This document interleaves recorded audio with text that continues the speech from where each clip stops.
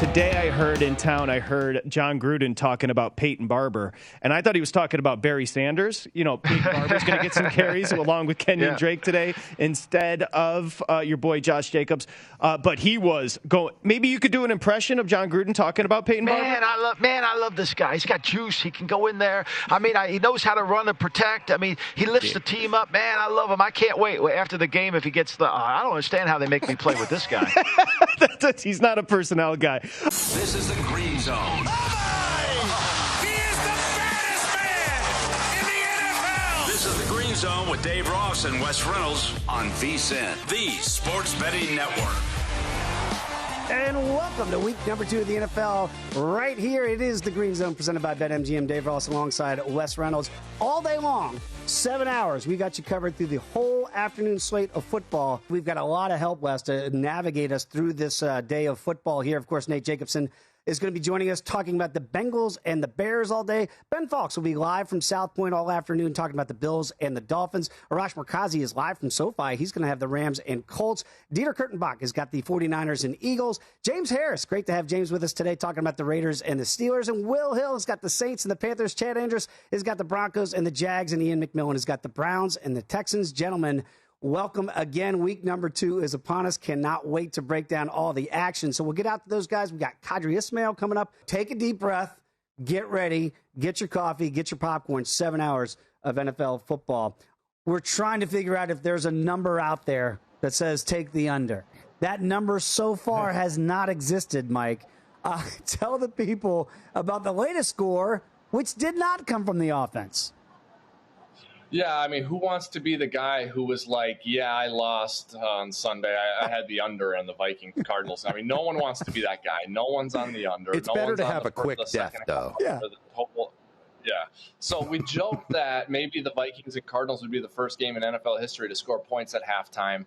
They can't actually do that, but they did the next best thing, basically. The Vikings defense, Nick Vigil, a linebacker playing in place of Anthony Barr, intercepts Kyler Murray on the second play of the second half and takes it to the house for a touchdown. And if you have the over, you've already cashed. And if you have the over in the second half, you're feeling pretty good. Let's go right now to Tank Williams watching the Titans and Seahawks. And Tank, Wes and I, for the life of us, could not understand why that touchdown was called back before the end of the first half for the Titans, and then it just seemed to switch the momentum, and it switched very quickly. Did we miss something there? Was that the right call? I mean, I feel the same way. I mean, when I looked at the replay, it seemed like Julio was in. I feel like the football guys seriously have something against the Tennessee Titans because they put together a really good drive. Julio makes an amazing catch in the back of the end zone. Somehow that gets taken away. They have to settle for a field goal. And obviously, you know, if you give Russ the ball with just a little bit of time left in the half, he's going to go do what Russ does. This is Point Spread Sunday on VSiN, the Sports Betting Network. It is Point Spread Sunday here from the South Point Hotel and Casino. Femi Abebefe rolling alongside Mike Pritchard here. Week number 2 in the National Football League. And we want to get Pritchard's perspective here. And if you didn't know it, he's played 8 years in the NFL, won a national title in Colorado, but you don't really boast it too much, so I feel like we're going to have to drag it out of you here to get your perspective on the National Football League since you have been in the arena that these guys are in here in 2021. And then we mentioned it in the last segment there. Starting since 1990, teams that have started the season 0-2 have made the playoffs just 11% of the time, have won the division 5.8% of the time. From your perspective, when you're in that locker room after you lose that first game, looking to bounce back, how much pressure is there to avoid going 0-2? Well, you try not to lose confidence, but I think you're human, and it's human nature to lose a little bit of confidence. Femi, you're right. You hit on something that's very important right there. You had all offseason to get ready for the year. Yep. And if you get off to an 0-2 start, you start to scratch your head. You start to wonder. You start to ask questions. What did we do wrong? I think from a betting perspective, you have to look at can they handle it? Can the coaches, can the front office, can they handle that type of pressure being down 0-2? Are they used to it? Or do they have experience with it? And then you also look at the roster. Is it a young team or is it a mix of veterans? A lot of veterans, if you start off 0-2, you start to think about your contract situation. Getting you ready for kickoff, this is the Pregame Show on VSiN, the Sports Betting Network.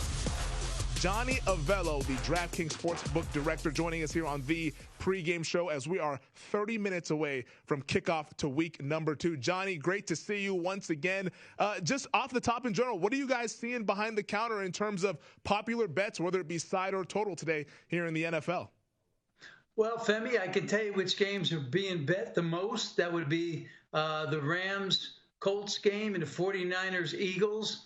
Those are the 2 top games on the spread. On the money line, it's the Cowboys-Chargers, which probably not a surprise. The Cowboys are a popular team, and Houston Browns is the other one.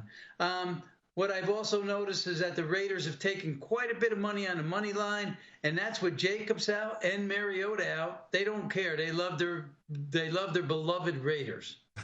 Yeah, the hometown Raiders getting definitely support there. I know Joe Hayden and Devin Bush out in that game, so I think that might also lead to some of the money that we've seen here coming down Vegas over the last hour or so.